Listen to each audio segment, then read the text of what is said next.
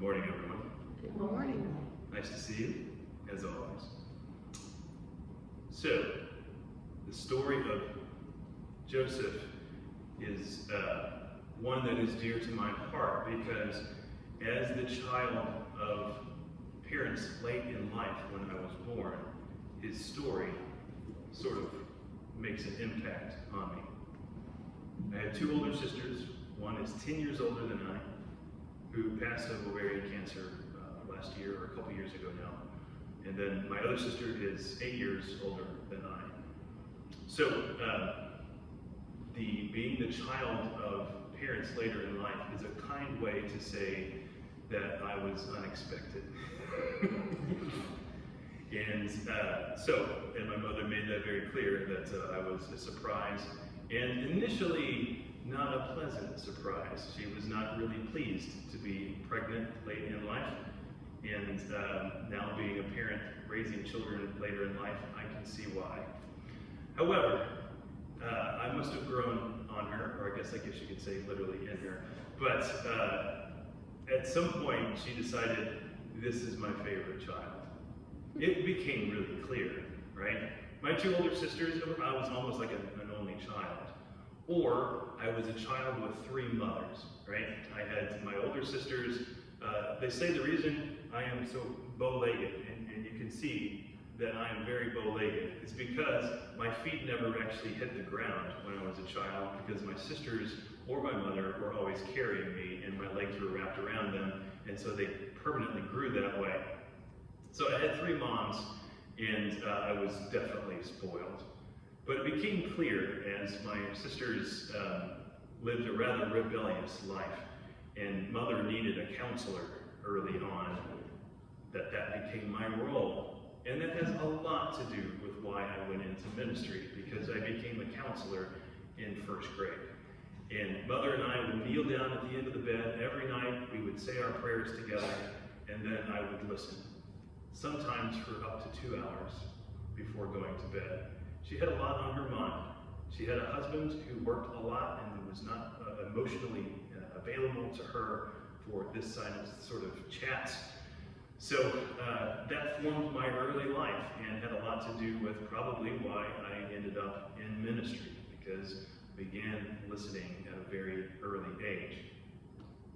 So it's interesting now that we have this story of Joseph, one that I can certainly relate to in many ways, being the favorite child of my parents, at least of my mom. And to hear that Joseph was the favorite child of Jacob. And there are reasons for this, right? So there's 13 sons of Jacob, and they're from different mothers. There's Leah, there's Rachel, and then what are the other names? These were the maidservants, Bilhah and Zilpah. That's it. How about those names? And so these are all of the mothers. And then, but from the beginning, Jacob was in love with Rachel. And finally, Rachel bears two sons at the end, Joseph and Benjamin. So those two guys were considered favored because of the favored mother. And so Joseph in particular was the favorite of Jacob. Now, all this time, if you sort of go back to all of the stories that we've been having from Genesis, we go back to Abraham, and then there's Ishmael and Isaac, right? And then there's Jacob and Esau. There's these sibling rivalries all the way through, and we just sort of finished the story of Jacob and Esau, and it's like, okay, we're going to reset now with the sons of Jacob, and everything's going to be good, right? Nope. They don't know any different than to have awful sibling dysfunctional family dynamics, because that's all they have ever experienced in their life. And so, of course, different mothers, different favored kids. Joseph shows up, and he's clearly the favorite one. His dad even makes sure that he has this cool garment, this amazing Technicolor Dreamcoat, if you will. And he has the nerve to wear it in front of his brothers, right? So he goes out looking for the brothers in the field. He's wearing his jacket, He's going out there, and he also, in the previous passage, is telling the dreams that he has had to his brothers, one of which says, all of you will bow down to me at some point in your life, including our parents. The nerve. This kid either wasn't really smart or he was just arrogant. We don't really know for sure, but it cost him pretty dearly because the brothers are like, we're going to take care of this dude.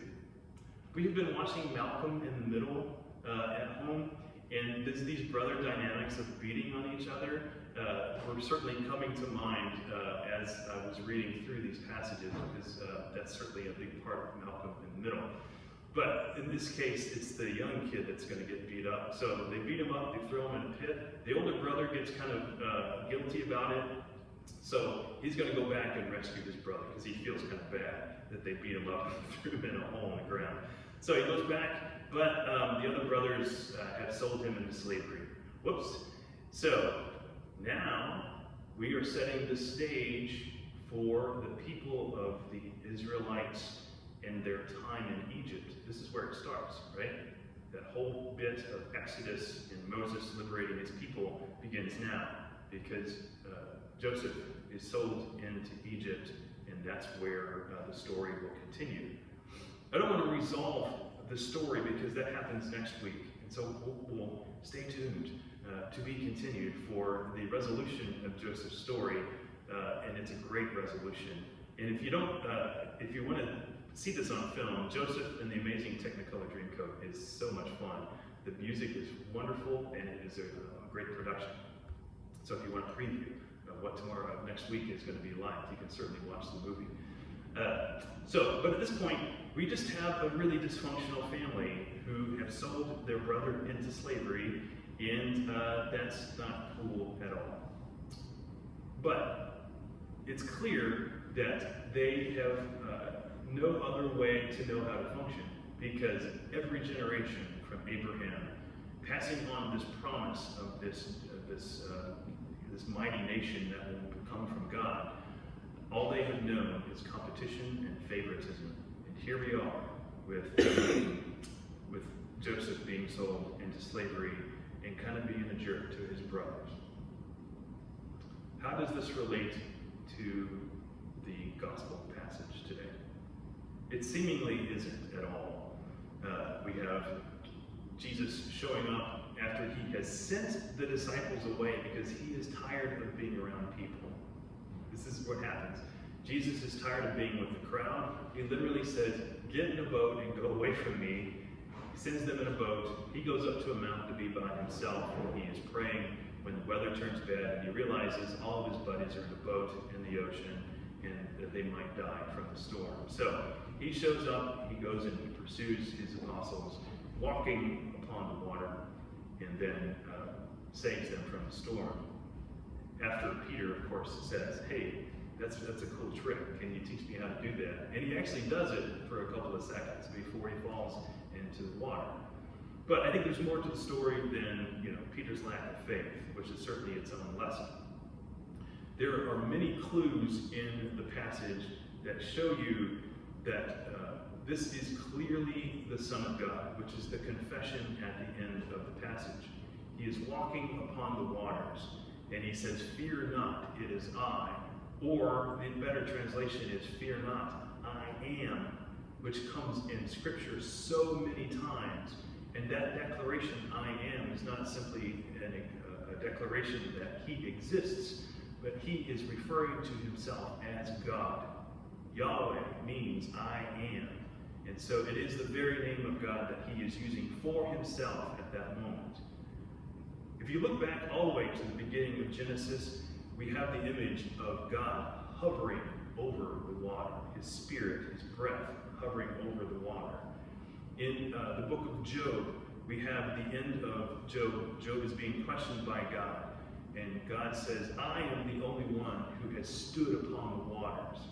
All of this is to be brought to mind as Jesus is walking on this water. It is the statement that I am created all of this, and I am above it. So don't fear it at all, because I'm over all of this. And our collect sums it up. We cannot exist without you, God, and may by you be enabled to live according to your will. And perhaps that's the lesson. What is the storm in your life? What are these waters of which you are scared? It could be something like what we read in the Old Testament. We are in relationships that are dysfunctional, whether it be our families or the people around us. It could be any number of things. But even these things, Jesus is above it. It is because of God that all of these things exist in our life. And that realization helps us to step outside of that situation for a moment, to realize that there is something greater above and beyond everything that we experience at that moment. How do we get out of the situations that are dysfunctional and that seem to bind us to patterns of behavior that we are stuck in?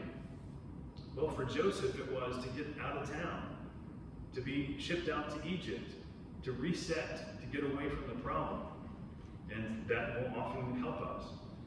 But what also helps us is to learn the will of God, to learn to live as Jesus teaches us. Because a lot of the dysfunction that we have in our relationships with our families and with our people around us are because we are following our own will. We are trying to salvage our pride. We are offended by the things that people do to us, and we're going to get back at them. And therefore the cycle of violence and the cycle of dysfunction continues because we need to clear our name or to salvage our pride. That couldn't be any further from what Jesus teaches us. This is how we get above it. This is how we walk on the chaotic waters, is to live as Jesus has taught us to live, to put our pride behind, to turn the other cheek. I read an article in Apple News on my phone yesterday that says that now there are certain churches that are chiding their preachers for preaching the message of turning the other cheek because it's weak. There was a particular pastor who said that after he had preached on the Sermon on the Mount, somebody came up to him and said, where did you get those progressive talking points? The other guy says, I'm literally quoting Jesus. And he says, well, you need to change that message because it doesn't apply anymore. The fact is, it applies more than it ever has. How do we get out of the dysfunction of our society, of our families, of the people, the relationships around us? It's the Sermon on the Mount. It's the preaching. It's the things that Jesus has brought us that are so counterintuitive and countercultural that we need to read them over and over and over again and start to put them into action. It's the only way out. It's the only way to rise above the chaotic waters and to find that final calm from the storm that Jesus is offering today. So, as we consider this dysfunctional family and all of the problems that we see in that story, let us think about our own lives, the relationships, the way that we live, and let us put the teaching of the Lord into application that we might benefit from it.